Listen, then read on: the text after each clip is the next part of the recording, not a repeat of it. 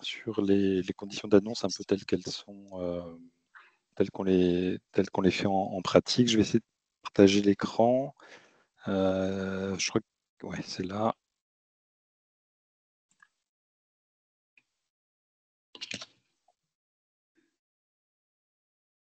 Voilà. Est-ce que vous voyez le diaporama? Yes. Oui, très bien. Oui. Ok, 15 minutes maximum, puis après, effectivement, ça sera l'occasion de discuter. Donc, effectivement, on représente l'hôpital Trousseau et le centre de référence des pathologies neuromusculaires. Donc, moi, je suis le docteur Arnaud Isapov. Donc, en pédiatrie, d'une manière générale, donc l'annonce diagnostique, c'est toujours une étape charnière dans le parcours de soins d'un patient.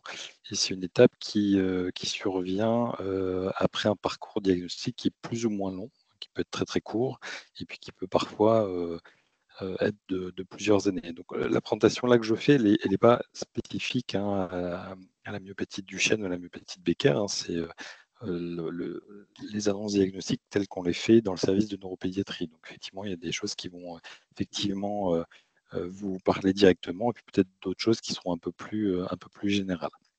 Donc on fait différents types d'annonces, des annonces qui peuvent être liées au diagnostic d'une pathologie, mais ça peut finalement parler finalement soit d'une maladie aiguë, on peut parler on peut annoncer effectivement une situation chronique, on peut aussi également révéler un état ou un handicap, ou effectivement dans certaines situations une pathologie qui va se révéler évolutive. Ça, c'est la situation un peu, je dirais, classique au début de la pathologie, au moment du diagnostic. Et puis, il y a aussi d'autres types d'annonces qui sont plus liées finalement aux étapes, à différents moments de la maladie, de la pathologie. Donc, c'est qu'on peut avoir des annonces qui sont en lien avec des complications éventuelles de la pathologie. Ça peut être aussi lorsque il y a nécessité de mettre en place un appareillage, par exemple, ou un fauteuil, un outil de rééducation. Ça peut être aussi en lien avec une aggravation de la situation. Et puis, selon effectivement l'évolution qui peut concerner un besoin de chirurgie, etc. Donc, il y a le diagnostic, puis il y a aussi d'autres types d'annonces qui peuvent survenir en cours de parcours selon l'évolution et les besoins de mise en place de procédures médicales en cours de suivi. Donc c'est toujours un élément fondateur, quel que soit le type d'annonce. C'est très structurant effectivement dans le parcours, parce que ça va éclairer finalement les familles et le patient, et amener finalement un éclairage et une reconstruction, une compréhension du parcours de soins, de tout ce qui s'était passé. Donc c'est toujours un élément qui est important et qui marque forcément les esprits. Et puis, il faut savoir une des particularités aussi pédiatriques, et en particulier dans les maladies dans les maladies neuromusculaires et dans certaines maladies neuromusculaires, c'est que parfois le diagnostic il est posé et donc il est annoncé pour un enfant, mais ce diagnostic posé peut révéler aussi une hérédité familiale, et donc va générer un certain nombre de questions concernant la génétique et l'hérédité. Alors, lorsqu'on fait l'annonce aux parents, c'est toujours un choc, forcément. Une maladie chronique qui est annoncée, c'est toujours un choc, quelle que soit la gravité de la pathologie. Attends, c'est le micro, je vais l'éteindre. Alors, on entend des micros là. Et donc, ce choc, finalement, ce qu'on se rend compte en pratique médicale, c'est que ce choc n'est pas toujours proportionnel finalement à la gravité médicale de la pathologie. Donc ça, c'est un peu un paradoxe, mais c'est ce qu'on peut observer. Donc les conditions d'accueil et d'annonce, elles sont essentielles. On va voir un petit peu concrètement après comment on fait, ou comment on essaie de faire au mieux. Et finalement, les familles, au-delà du discours médical, de l'importance du discours médical, de la gravité éventuelle ou non de la pathologie, ce qui va souvent aussi rester un peu figé dans les mémoires, c'est, les conditions de cette annonce, comment ça s'est déroulé, dans quelle pièce on était. Finalement, c'est presque une image, mentale qui va se graver, hein. Les familles se rappellent que voilà, on était dans une pièce qui était éclairée, pas éclairée, que le médecin était habillé de telle manière et cetera, qu'il faisait beau, il faisait pas beau. Enfin, c'est des petits détails comme ça, mais qui, finalement, marquent, beaucoup les esprits.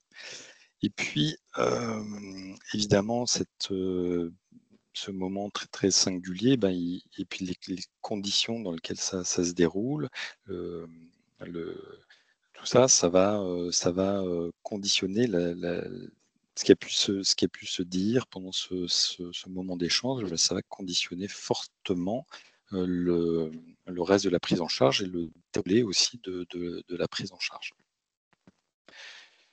Donc en pratique, comment on fait et comment on doit faire? Bah, c'est, de définir un moment dédié, réservé sur cette annonce, hein. Donc c'est, prévoir un temps, suffisant.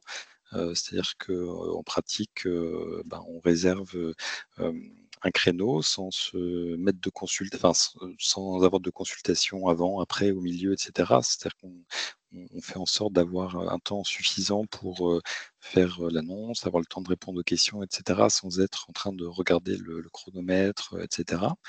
Ben, on se met dans un lieu, où on sait qu'on va pas être dérangé, notamment, on coupe le téléphone et cetera. Bon, c'est, ce qu'on essaie de faire, au mieux.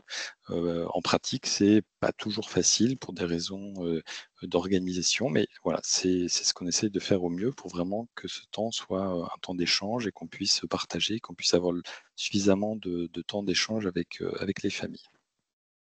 L'annonce aux parents et en particulier pour, des pathologies, graves, on le fait et ça c'est un élément important, heu, dans un premier temps juste avec les parents. Ça, c'est important de bien différencier le moment où on nomme les choses avec les parents qui vont ensuite pouvoir poser les questions qui les, heu, qui les inquiètent et cetera, sans que forcément l'enfant soit présent, à ce moment-là, puisqu'il y aura un temps, un deuxième temps, qui lui sera dédié. Et donc, effectivement, ce temps d'échange, alors des fois, c'est pas toujours possible d'avoir les 2 parents en même temps, hein. Donc on essaie au mieux d'avoir les 2 parents. Parfois, c'est pas toujours possible, notamment dans des situations où les parents peuvent être, séparés lorsque la situation est un peu urgente et qu'il faut qu'on fasse une annonce rapidement et qu'un des 2 parents est indisponible, en voyage, à l'étranger et cetera. C'est des situations qui ne sont pas forcément, les plus confortables, mais ça peut arriver selon la situation. Pour les parents, effectivement, ce qu'on disait, tout à l'heure, c'est, le moment de l'annonce, bah, va apporter un éclairage, hein, sur, le l'origine des troubles de l'enfant, expliquer le parcours, médical. Donc ça, c'est un temps vraiment, très, très important. Le contenu de l'annonce et la façon dont les choses sont annoncées, évidemment, ça va influencer le vécu, parental, hein. Plus le contenu de l'annonce est éventuellement, grave, bah, plus les choses sont, logiquement, difficiles à recevoir, hein.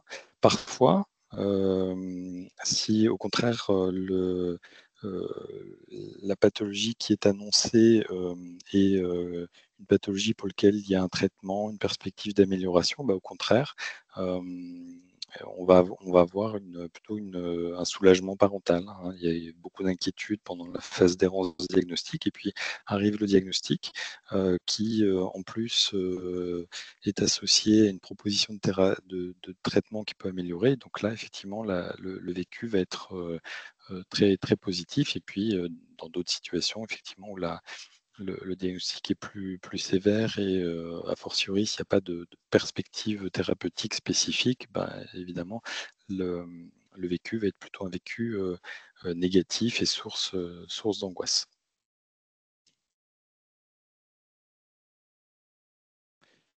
Alors, bon, j'espère que ça va pas planter. côté, voilà.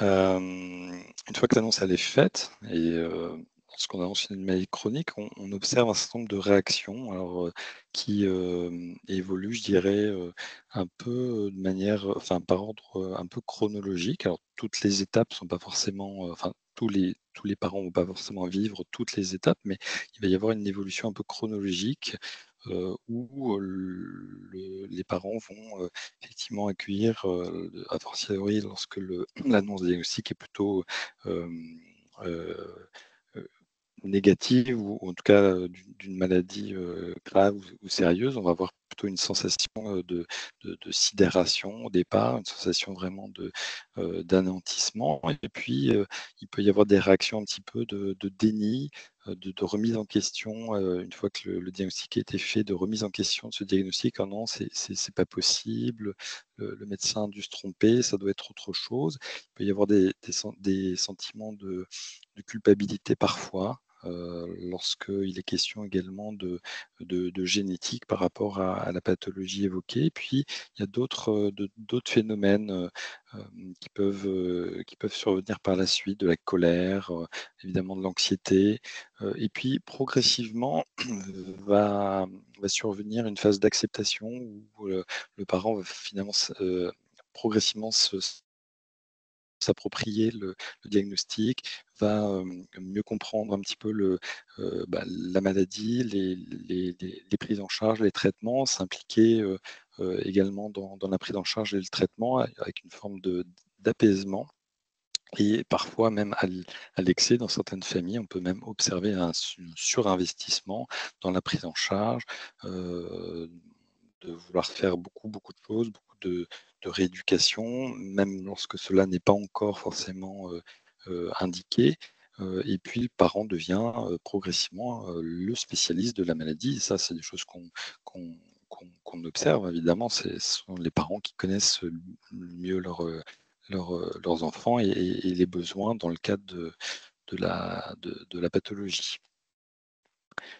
Donc pour les parents, effectivement, avoir un enfant, avec une maladie chronique, bah, c'est, ce qu'on disait tout à l'heure, c'est un état de sidération, c'est un paradoxe, hein, c'est le monde à l'envers, c'est, l'enfant qui, est prévu pour être, une source de bonheur, bah, qui devient une source d'inquiétude, hein, avec le parent qui voit son enfant vieillir, qui le voit éventuellement devenir, plus dépendant. Donc c'est des choses qui sont, très très déstabilisantes et très perturbantes. Donc en pratique, comment ça se passe au-delà du fait qu'on réserve un temps, dédié, avec suffisamment de temps au calme, sans être dérangé pour faire cette annonce? Ben, ça reste beaucoup d'informations. Il y a beaucoup de choses à transmettre lors d'une consultation d'annonce. Il y a le diagnostic, il y a éventuellement la génétique, il y a la prise en charge, il y a l'évolution, il y a éventuellement les complications. Donc tout ça, c'est des temps qui sont, finalement relativement courts, mais qui sont extrêmement chargés, très chargés aussi, émotionnellement et puis c'est parfois difficile, pour les parents de tout entendre. C'est-à-dire qu'ils retiennent que quelques informations principales, parfois que le diagnostic et puis tout le reste, c'est plus compliqué à retenir parce qu'il y a cette phase de sidération, où, on n'arrive plus à retenir, tout ce que le médecin essaie de dire, même si on essaye de simplifier, de donner des informations les plus claires, les plus simples, possibles et puis souvent les parents nous disent, ou lorsqu'on les questionne à distance, beh, ils ont retenu effectivement le principal, le diagnostic et parfois pas forcément, tellement plus. Donc on essaye au maximum de limiter la quantité d'informations, lors de ces consultations d'annonces. On essaie de reprendre, les choses, à distance, en proposant aux familles de les revoir, un peu à distance, 15 jours, un mois, selon la situation, pour faire une réannonce, pour reprendre ce qui était retenu, pour réexpliquer. Parce que généralement, une l'annonce est faite, il y a plein de questions qui, une fois qu'on se quitte, du bureau de la consultation, il y a plein de questions qui émergent et puis ces éléments-là, eh ben, on essaie de les reprendre, un peu à distance Voilà, on essaie au maximum de, d'avoir un discours qui est le plus clair, pas technique, dans la transparence évidemment, et puis aussi en essayant de s'ajuster, à ce que les parents, au moment où on est en train de discuter, sont prêts à entendre, hein, il y a certains parents qui veulent tout savoir tout de suite, il y a des parents qui, voilà, sont pas encore prêts à entendre ou se posent pas encore certaines questions au fur et à mesure. Donc voilà, ça c'est un ajustement qu'on essaye, de faire au mieux selon ce que les familles nous renvoient ou selon ce qu'on comprend de leurs besoins, tout en étant, assez ouvert à cette discussion, hein.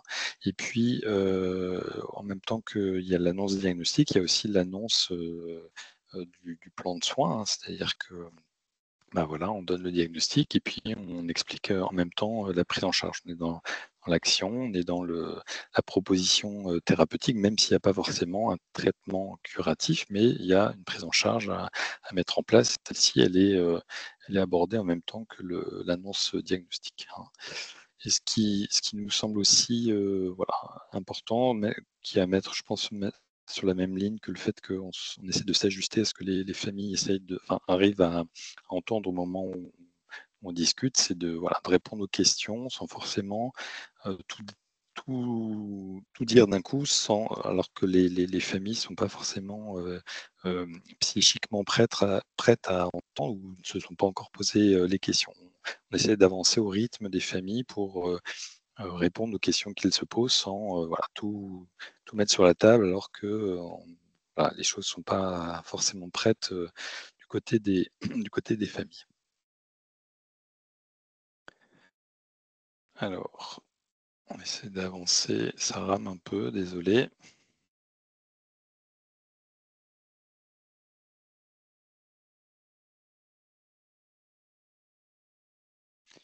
Alors excusez-moi, j'ai sorti du diaporama. Vous m'entendez toujours ou pas? Oui, oui, oui, on vous entend. Je suis désolé, mais le diaporama rame un peu, je sais pas pourquoi. Voilà, donc l'annonce aux enfants. Donc une fois qu'on a fait l'annonce aux parents, donc on a vu l'annonce aux parents, on l'a fait, idéalement, en tout cas nous c'est ce qu'on demande, hein, idéalement, sans les enfants, mais il faut évidemment, aussi informer, les enfants parce que c'est quand même les 1ers concernés. C'est un exercice qui est plus difficile, mais pour lequel on est quand même, habitué. En pratique, et ça c'est le constat que l'on fait, c'est que l'annonce aux enfants, bon, c'est techniquement un petit peu plus compliqué, hein, et souvent on se rend compte qu'elle n'est pas forcément faite, ou en tout cas elle est faite à distance. C'est-à-dire que et donc il y a plusieurs raisons à ça. La première, c'est, pour les jeunes enfants, en fait, on se rend compte, bah, finalement que les enfants d'âge non verbal, vraiment les tout petits, les nouveau-nés, les nourrissons qui peuvent être concernés aussi par des pathologies, précoces, pour lesquelles il y a un diagnostic et une annonce à faire, bah, finalement, c'est pas forcément, dans notre usage, d'expliquer directement à l'enfant qui n'est pas en âge de parler de son diagnostic, hein. Donc il est souvent cette annonce, elle est souvent faite plus tard finalement. Et puis finalement, par exemple, qu'on a un tout petit pour lequel il y a une annonce, enfin il y a un diagnostic et qu'on ne lui a pas forcément fait directement à lui, son annonce parce qu'il était vraiment trop petit, bah, finalement ensuite on rentre dans la routine de la prise en charge et puis, souvent entre guillemets, on oublie, de lui réexpliquer, à chaque consultation, l'origine de sa maladie et cetera. Donc c'est encore une fois, c'est des annonces qui peuvent être enfin qui vont être faites concrètement, plus tard dans son parcours de soins. Ça peut être aussi douloureux pour les parents de revenir sur, l'annonce et donc parfois, ben, avec un peu de pudeur, ben, on essaye un petit peu de mettre ça de côté. On est plus dans l'accompagnement, dans le soin, dans le projet thérapeutique et on ne parle pas trop des choses qui sont un peu, douloureuses. Par contre, c'est souvent finalement a posteriori quand on se pose avec l'ado, quand on commence à organiser sa transition au milieu adulte, que, bah, on se repose avec lui et là, il y a un moment dédié, souvent sans les parents, où on peut revoir avec lui ce qu'il a compris de sa maladie, renommer les choses, lui réexpliquer la génétique, pour qu'il ait finalement les outils pour organiser et pour arriver en milieu adulte, en milieu enfin son suivi en milieu adulte. Et puis de manière exceptionnelle, mais ça arrive quand même, il y a certains parents qui refusent que l'on annonce le diagnostic à leur enfant, même s'il est capable de le comprendre et de l'entendre. C'est des situations rares, mais ça peut arriver. Et voilà, néanmoins, chez l'enfant, c'est un peu on fait moins souvent d'annonces et quand elle est faite, elle est souvent un peu plus tardive. Quand elle est faite, cette annonce, souvent l'enfant, en fait, on se rend compte qu'il va, oublier. C'est-à-dire qu'on a pu lui expliquer, voilà, tu as une maladie avec des mots simples et cetera et puis, dans le suivi, on se rend compte que lui, il oublie, en fait, souvent les enfants, ils se voient pas malades, en fait. Ils viennent à l'hôpital pour leur suivi, mais ils se constatent pas malades, ils se considèrent pas malades. Hem Chez l'enfant toujours ou plutôt chez l'adolescent, à l'adolescence, ou lors des phases d'évolution de la maladie, il peut y avoir des réannonces, hein. C'est un peu ce que je disais au départ, c'est-à-dire qu'il y a l'annonce du diagnostic, mais il y a l'annonce aussi qui peut, être en lien avec des étapes, une évolutivité de la pathologie. Tu vas avoir une vénite, tu vas avoir une arthrodèse. Donc ça, c'est des moments de réannonce où on annonce, une évolution et une prise en charge très spécifique au cours de la pathologie, mais qui rappelle aussi le diagnostic et au cours de lequel le diagnostic est réexpliqué. Et puis, dernière annonce, c'est les périodes de transition, lorsque le jeune commence lorsqu'on commence à entamer avec le jeune l'organisation de son suivi adulte. Donc ce qui est important en tous les cas, lorsqu'on fait l'annonce aux enfants, quel que soit le moment où elle est faite, c'est, de questionner les parents sur, qu'est-ce qu'ils souhaitent que l'enfant entende. Qui dit? C'est le médecin, c'est les parents. Des fois, les parents préfèrent expliquer par eux-mêmes quand est-ce que ça doit être dit, de quelle manière, est-ce qu'on le fait, à l'hôpital, et cetera et jusqu'où on va. Donc ça, c'est souvent, enfin ça, c'est important de voilà, de bien se mettre d'accord avec les familles sur, qu'est-ce qu'on va dire et comment et cetera. Quand on le fait, on utilise des mots simples, on parle de muscles, on parle de fatigue, on parle de surveillance lorsqu'il y a une surveillance à faire et cetera. Vraiment, on essaie d'être, très, très simple sans utiliser de mots techniques, pardon. Autre point important, c'est de répondre aux questions que l'enfant pose ou se pose sans, anticiper celles qu'il n'a pas encore posées. C'est un peu comme, pour les parents, mais ça me paraît encore plus important. C'est-à-dire que, faut aller étape par étape et pas anticiper des questions, pas déballer des choses qui n'ont pas été encore, anticipées, pour pas déstabiliser non plus. Et puis le protéger des questions parentales. C'est-à-dire que, les parents, ils ont leur, moment à eux d'annonce, voilà, on peut se voir, on se revoit pour, aborder d'autres sujets, mais l'enfant, il n'a pas forcément envie d'entendre les questions de ses parents et inversement. Des fois, les parents ont pas envie d'entendre les questions, que se pose leur enfant parce que, voilà, ça peut inquiéter, dans un sens comme dans l'autre. Donc on prend des temps dédiés, que ce soit avec le parent, que ce soit avec l'enfant et on répond aux questions de chacun sans, mélanger les questions qui concernent, les inquiétudes des parents, les inquiétudes de l'enfant.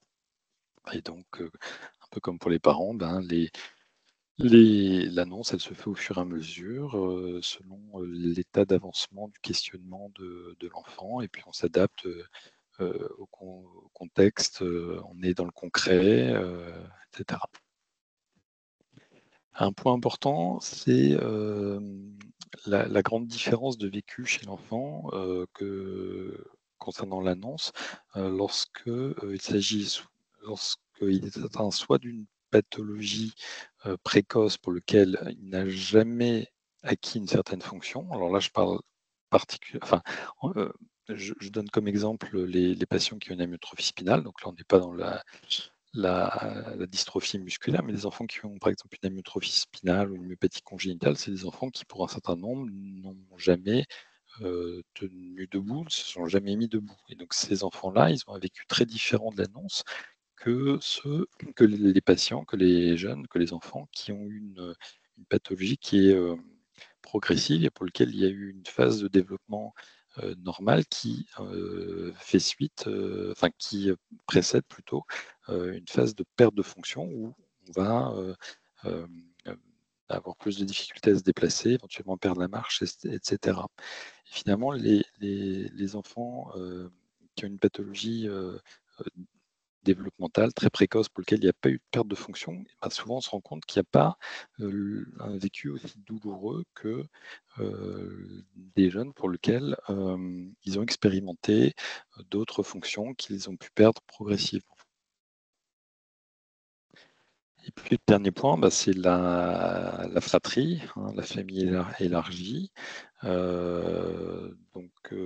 Concernant la fratrie, effectivement, bah, il peut y avoir une inquiétude concernant la génétique, la transmission. En pratique, on voit très rarement les fratries, c'est-à-dire que souvent on propose, mais souvent l'annonce auprès des frères, des sœurs, etc., ou d'un cousine, quand ils sont concernés, bah, c'est souvent les parents ou la famille proche qui le fait, hein. On propose systématiquement de les rencontrer, mais en pratique, c'est assez rare.